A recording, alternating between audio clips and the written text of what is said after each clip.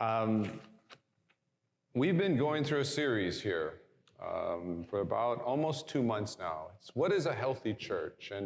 And it's kind of one of those series that's kind of good for the church to hear. But you might go, well, I'm not part of this church. I'm not even sure I want to be in a church or be part of a church. I still think this is good for you to hear. I'm going to tell you a secret, and it's not a secret that we keep very well because we actually put it in the parent handbook. But for some parents, that's the safest place to put a secret because they don't read it. They just sign it. Not that you're one of those parents. But the reason our preschool exists is not just because we love your kids, and we do, and we want to help your kids get ready for school and life, because we do. But it's because we believe that you give your children, and you give your marriage, and you give your families a better chance of being successful, a better chance of being fulfilling, a better chance of being filled with love and purpose if you're connected to a healthy church. And what we want to be is we want to be a healthy church. No church is perfect, and we're far from perfect. But we're learning about what it means to be a healthy church. And as you're listening today, I want you to listen, and I want you to think like, as you're hearing these things, whether you believe them or not, at least think this. Would that be a good place? Would those kind of people be the kind of people that I could be around? That will not just help me, not just help my spouse, but will help my children and help us all to be stronger because we're together.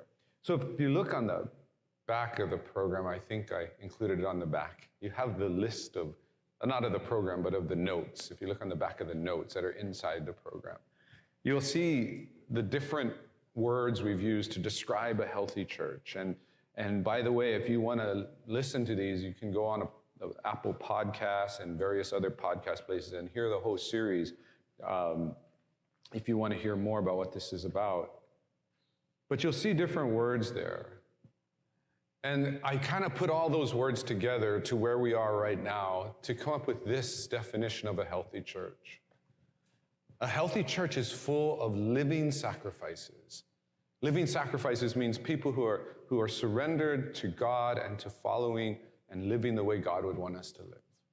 So full of living sacrifices, committed to discipleship. And discipleship means that we want to learn more about who God is, not just so we can have knowledge, but so that we can become more like Jesus, that we can live and love the way Jesus did. So we're committed to discipleship, and we humbly, one of the hallmarks of a healthy church is humility, humbly serving one another in love. Well, that's where we are. And this next word is a word that, it's not a word that just rolls off the tongue, and sometimes it takes some kind of thinking, but it kind of summarizes all this. It's the idea of a relational church. And I thought about this. I thought about how complicated we can sometimes make things. And I also thought about how humbling it is when someone can come along and take a thing that we think is very complex and complicating and make it very simple. Probably my favorite book and my favorite movie is Lord of the Rings. And if you've ever read the book Lord of the Rings, it is like, I don't know, a couple thousand pages. And it's not just a bunch of pages, it's even more than that. That Tolkien, J.R. Tolkien, the author, he took all this time to actually create another world. He created languages. He did all of these things. He created history for the characters that never appears in the book. But he did it all because he wanted it to be so real. And so he writes this book.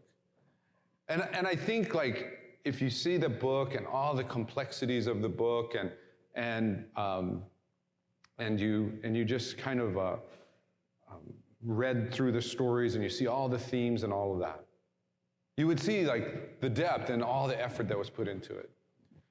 But I sometimes wonder if J.R. Tolkien was still alive, and especially if he met my mom.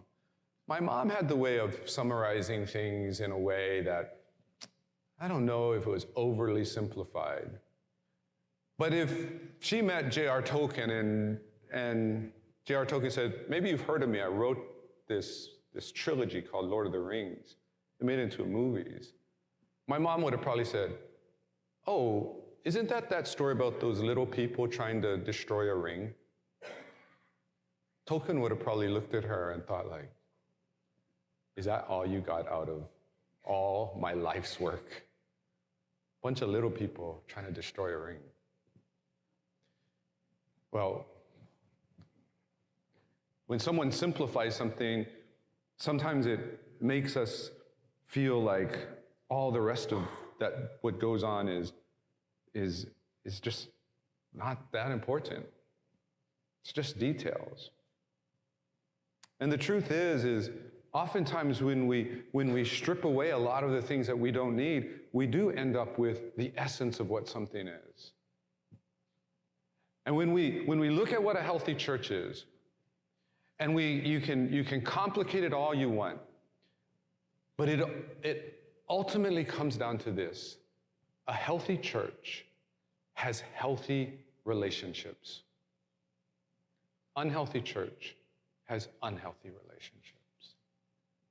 If I wanted to figure out how healthy this church is, I would ask myself, how healthy are the relationships? I wouldn't ask ourselves, how nice is our facility, or how great our tech is that now we can live stream, or how wonderful our worship team is, or how many people attend, or how many programs we have, or how great our preschool is. No, none of that matters. That's not an indication of a healthy church. A healthy church has healthy relationships. Unfortunately, we live in a world that values relationships on a certain point. They value relationships, but they value them when they serve some kind of self-interest. Think about this. Think about all the relationships you have. And I would venture to guess that you do not have one single relationship that doesn't somehow serve your self-interest. And I would venture to guess that if that relationship or the other person in that relationship stopped serving your self-interest, that relationship would end. It's not that it's wrong, it's just that it's not what God would want in a healthy church. Our relationships can't be based on self-interest. It can't be based purely on what I'm getting out of it. It doesn't mean that we don't get things out of relationships. We should. It doesn't mean that relationships can't meet self-interest. They do. It just means that can't be the primary motivation for relationships. And unfortunately, it is. For most people, that is the primary motivation for relationships. You ever hear this phrase? You scratch my back, I'll scratch yours. What's the primary motivation? Mutual self-interest. Take it away, there's nothing left. Well, we were talking this morning in my Bible study in the Sunday school class, and we were reading in Romans chapter 5, and we were reading about what God did for us, and what he did for us in sending Jesus Christ, and making a way for us to have peace with him. And what we see there is we see this pure example of something done not out of self-interest. Because it calls us in that passage in Romans 5, it calls us helpless. Helpless means we can't do anything for God, and yet he still saves us. It even calls us ungodly. In other words, we're the opposite of what God is. We're not the same. And he still saves us. And it even calls us enemies. That in fact, we are actively going against what God would want. And yet, he still saves us. And he saves us because he loves us. And he saves us so that we might be able to love the way that he loves, so that we also might be able to love the helpless, those that don't do anything for us, that can't do anything for us, to love and serve those who are unlike us, and to even love and serve those who are our enemies. Well, if you've been here, you know we've been in Romans chapter 12, and we're almost done with this series, one more week. And as we've talked about, Paul is telling this church at Rome 2,000 years ago, this church that all they're trying to do is live out their faith. All they're trying to do is love each other and care about each other and care about the people around them and meet people in need. That's all they're trying to do, and they're actively being persecuted. They're being accused of crimes they didn't commit. And pretty soon, most of them are either going to be forced to leave the city or they're going to be tortured and killed. This is the church that Paul's writing to. In fact, Paul's eventually going to join them there, and he himself will die too. But here, he's saying, this is what God did for you. He took the first 5 chapters. This is what God did for you. This is how you can have it. And now he's saying in chapter 12, this is what it looks like.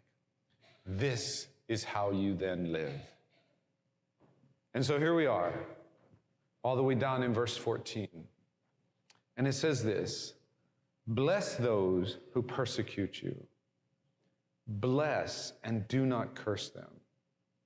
Rejoice with those who rejoice. Weep with those who weep.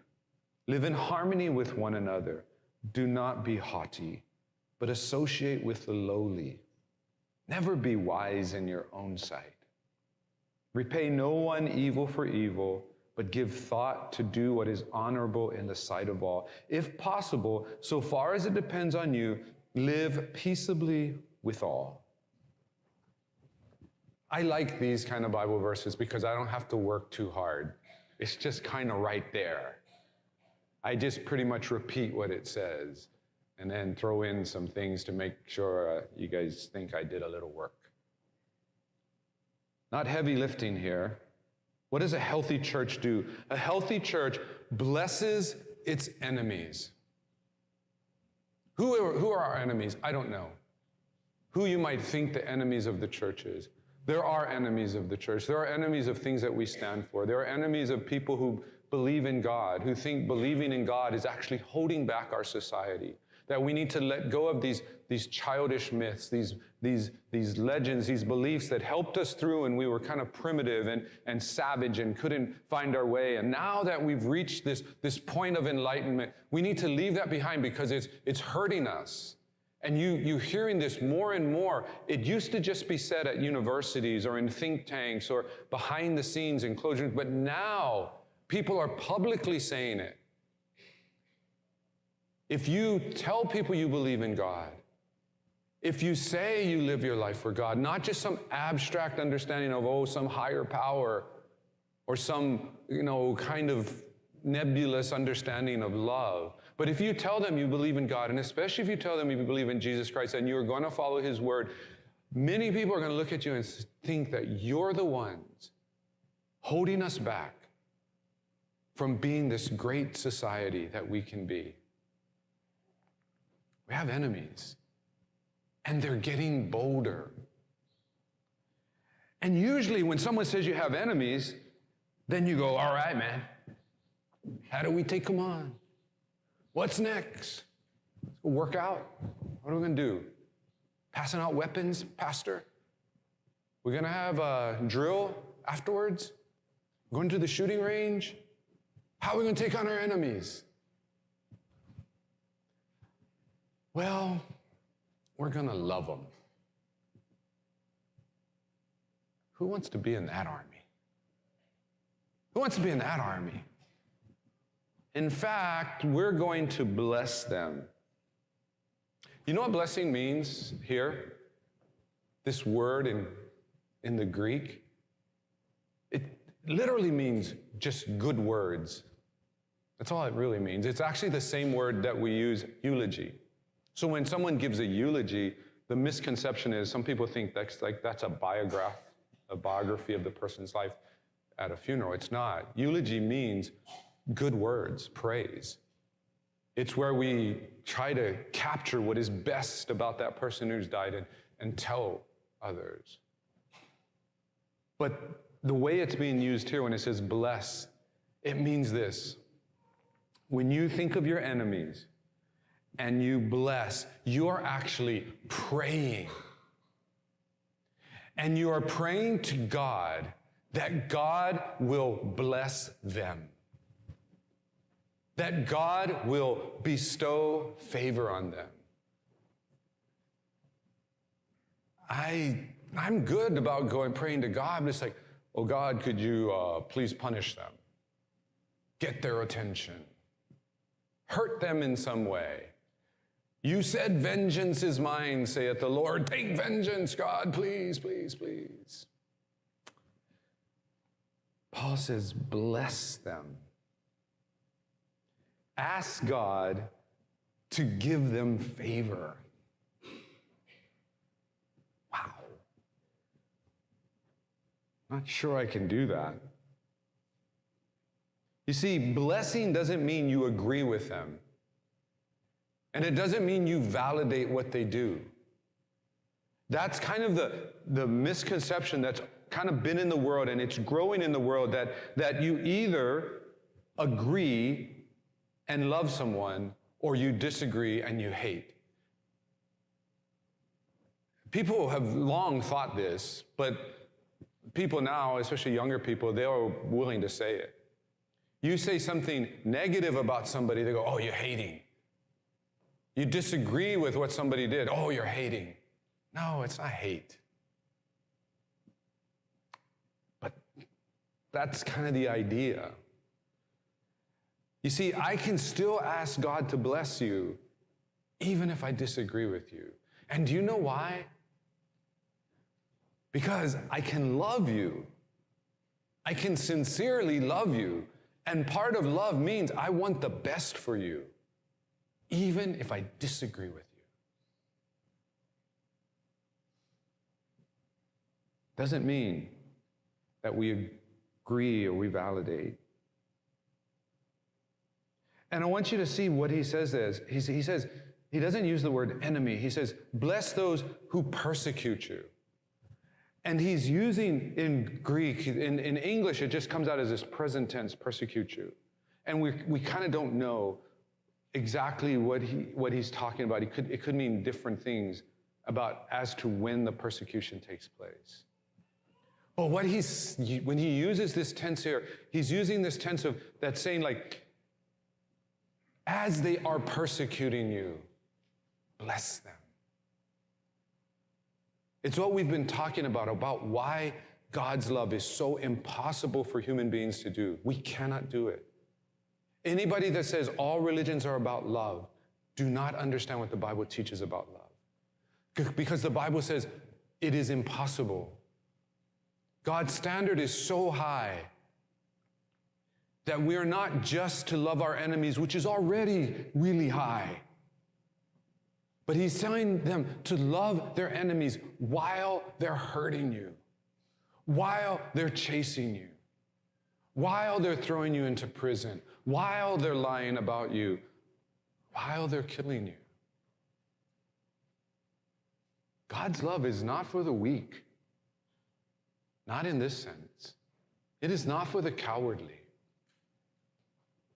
God's love will take you to places and put you in situations that will challenge everything that you are. And you'll realize that it's impossible. It's impossible for us to do this on our own. Bless. Bless means to love and means to help. I don't know that I have real enemies, people that that know me personally and kind of want me dead. But I know I've offended people. And I know people have not agreed with me, and they don't like things that I've done or things that they think I've done. And some of them live in this neighborhood. And I go by their houses, I drive by their houses, I walk by their houses, and you know what I do every single time? I pray for them. I don't pray that God will shake them up and show them how wrong they are, and then they'll realize how right I was, and everything will be good because everybody will know how right I was. No, I just pray for them. I'm going to tell you, that's not for me. I know what I want to do. I know what I want to do when people wrong me. I know what I want to do when people misunderstand me. I know what I want to do. But I know what the Bible tells me to do. It says to bless. And if this is asking me to bless people that might try to kill me, shouldn't I bless people who just offend me? Shouldn't I bless people who do anything less than killing me? I think so. That's what healthy churches do. Oh, we try. We're like, we try to kind of work this around like, oh, God, I want you to bless them, but I want you to bless them by punishing them. And then they will know the right way. Think about that. Think about that. Think about if you want God to bless them by punishing them so that they will know the right way, why don't you just ask God to teach them the right way? That punishment part seems to be more for your satisfaction. Healthy churches bless their enemies. They don't want God to hurt people. They want God to help them. They want them to grow. Well, we look at this next verse in verse 15, and it says, rejoice with those who rejoice, weep with those who weep. Paul wrote something very similar in 1 Corinthians when he was talking about the body of Christ, and he was saying that we are members of one another, that our relationships should be so close to one another that we will weep when one of us weeps. We will grieve when one of us grieves. And will rejoice when one of us rejoices. Understand what that means. Here, Paul doesn't unpack it, but in 1 Corinthians, he unpacks it more. He's not saying, if you come and tell somebody like, oh man, I think, my best friend is going to die. It's not, weeping with them is not that you feel sorry for them. It's not that you come alongside of them and just say, yeah, all right. No, it means that you're so close to them that when they hurt, you hurt. And when you hear this, you go like, why would I want to be part of that? Why would I want to be part of a bunch of people who obviously at least one a week is going to have a hurt and I got to hurt with them? Why would I want to? Well, part of it is because we are all going to hurt. And a healthy church is one where we don't have to do it alone. That we don't just have to rely on our family. And if you've ever been in a situation, I remember when my mom died and my dad died, that at times, we were so overwhelmed with grief and thoughts that how do we help each other? How do all of us who are so close to that person who's died help each other? And it's such a blessing to know that I had brothers and sisters in Christ that would come alongside and help us and grieve with us. Because we're all going to hurt. But you see, there's the other side of it. The other side of it is rejoice with those who rejoice. And again, it's not just rejoice for them. It's not just going, hey, yeah, you had this great victory. All right, good for you. No. It is that the healthy church is so close that any victory, any achievement, anything good that's done, it is as though we have all done it. And we can feel good about that. We just had this men's conference this past week in the last couple of days. And just from some of the people, not from this church, but people from some of the men from other churches coming and talking to me and telling me how much of a blessing our church is. And I'm going to tell you, the churches, people who came from the other churches, some of those churches are 10 times our size. They could do a men's conference. But God gave us the resources and the vision and ability to do these men's conferences. And it was a great, great couple of days. And it was because so many in this church came together to do it.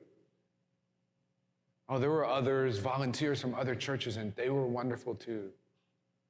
But they all came together. But you know you're part of a healthy church. If you're a member of Waialae Baptist Church, you know you're a healthy part of this church. If you know that was your victory too, that you feel good about that. You feel good about your church because even though you personally weren't involved, you know your family was doing something that was impacting the kingdom. That's what it is. Paul uses that body imagery, and it kind of breaks down because in our bodies, the only thing that can really think is our brain. But he's using that imagery. And the imagery is, it's kind of like, you know, I like to run, and it's like if I ran a 5K and maybe I ran my best time I've ever run in my life and I'm done, it's almost like my hand shouldn't be like, well, good for you, feet. You did a great job, but I didn't do anything. I just kind of hung around. No. The hand rejoices with the feet because the body accomplished something. It's so hard for us to get because we think so much in terms of individuals and individual achievement. And honestly, some of us don't want people to share in our achievements. We just want them to pat us on the back and celebrate with us. But we don't really want them to think they had anything to do with it. You guys know that I coached Kalani's cross-country team, and yesterday, you know, we had our league championship, and our boys happened to win the OA championship. And so I do what I do every week. I send a report to the parents, and in the parents, in the report to them, I thank them. Thank you, parents, for what you've done. I make it a point to thank not just the 7 who get to run in the meet, but I try to thank all of the runners because they all are part of a team. And then one of the parents wrote back to me an email and said, oh, thank you, coaches. And I'm just going, if I was kind of one of the runners and full of myself, I would be like, why are you thanking each other? Mom, I didn't see you out there sweating. Dad, coach, we were the ones, right? That'd be the attitude. But I love that attitude among the parents and the coaches and what we're trying to engender in the students. You know, they took a team picture. If you look in the newspaper today, you'll see a team picture of the 7 boys who won. But after they took that picture, I didn't know which one they're going to use from the newspaper. I didn't even know the newspaper was there, but they were taking the picture and they were kind of celebrating it. And we had 3 guys that were our alternates. And they were kind of hanging back, like they didn't know what to do. I'm like, guys, you're part of this team. Get in the picture. You didn't run today, but you're part of the team. Healthy church has that kind of attitude. And see, even though our grieving might be multiplied, so is our rejoicing. He says, live in harmony with one another. Do not be haughty, but associate with the lowly. Never be wise in your own sight. Healthy churches. In healthy churches, you find people who aren't just friends with people who are like them. They don't just associate with people who are kind of at their same level, whatever they think their level is. But in healthy churches, people associate with each other regardless. It doesn't matter if someone owns a Fortune 500 company, or if someone doesn't even have a job. In the church, those distinctions should be erased. It doesn't matter if someone has a PhD and someone else barely got out of high school. It doesn't matter.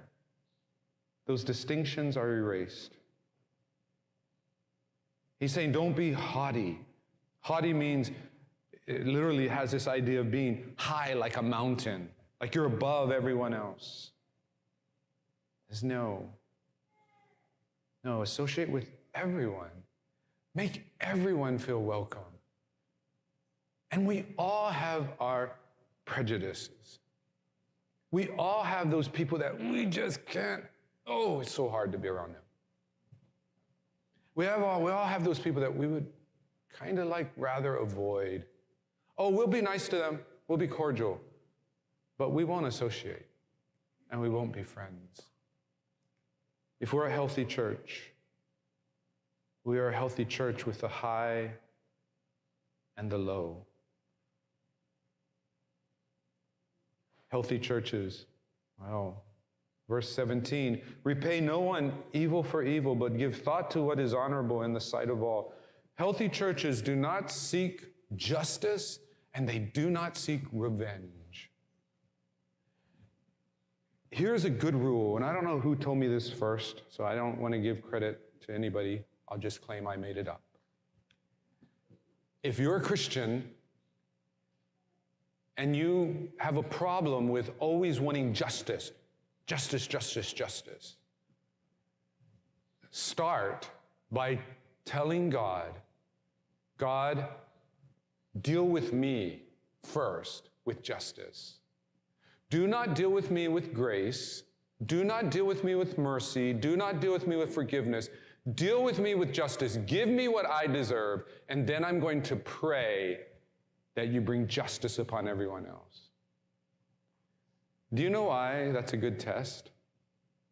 Because if you actually pray it, and God actually does it, and gives you justice, you won't be around to pray that God will give everyone else justice.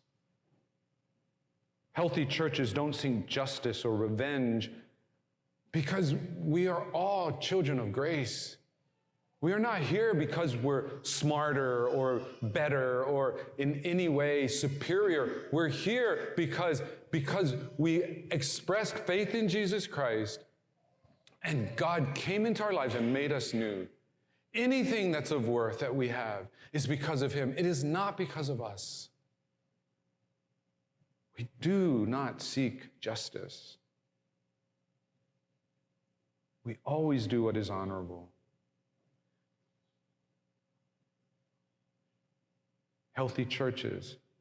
It's hard, and because there's a part of us that just wants to see people get their due. They do something wrong, we want them to get paid back. And if God's not going to do it, then we're going to be the ones to bring justice. No. When we deal with our enemies, we always do what is honorable.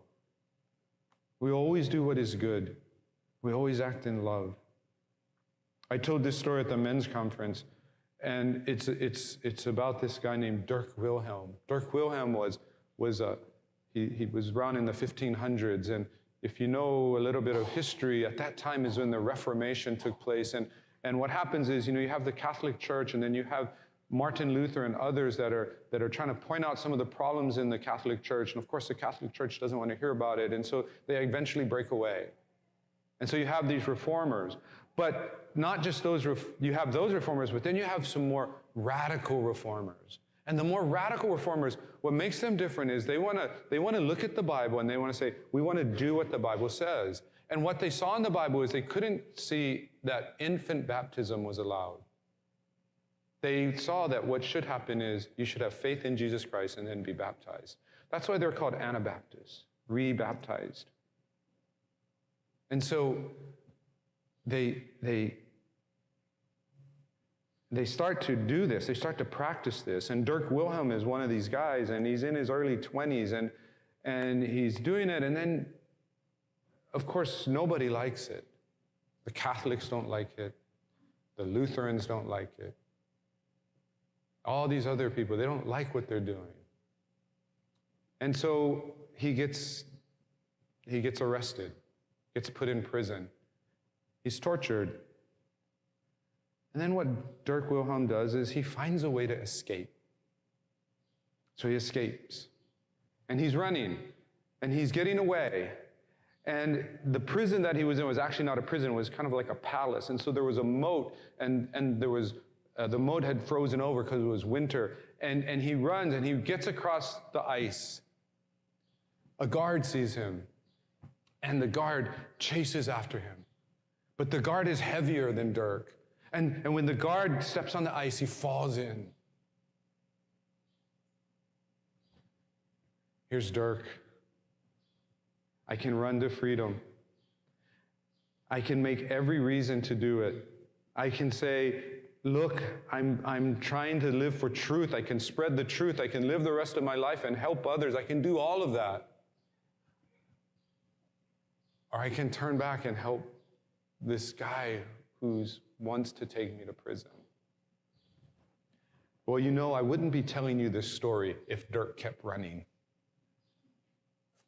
Dirk stopped, turned around, pulled the guy out.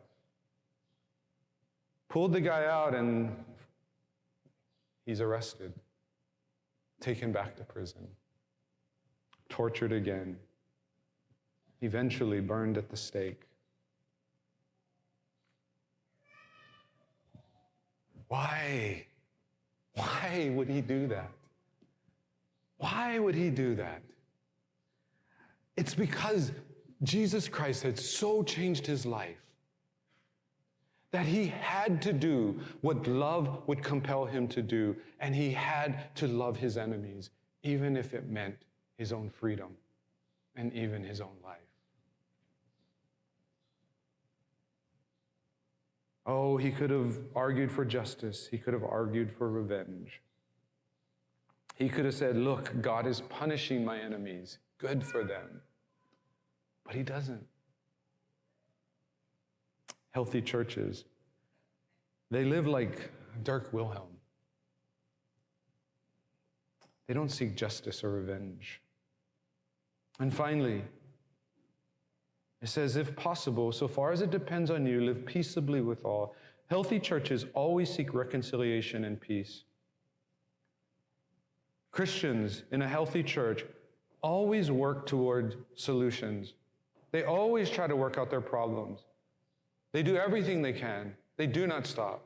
It might take weeks, it might take months, it might take years, but they always pray for reconciliation. And they always work towards reconciliation.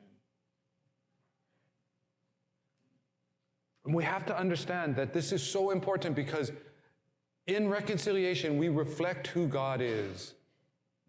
That God is a reconciling God. That we had broken our relationship with God. That we were rejecting him. We were creating our own gods. We were going our own way, not believing him at all. And he worked to reconcile with us. We show the world who God is when we reconcile. Our witness as a church depends on our relationships, depends on our love. It depends on us always working towards reconciliation because we're not perfect and we're going to make mistakes and we're going to have arguments and we're going to have disagreements and we're going to hurt each other's feelings. But we always work towards reconciliation.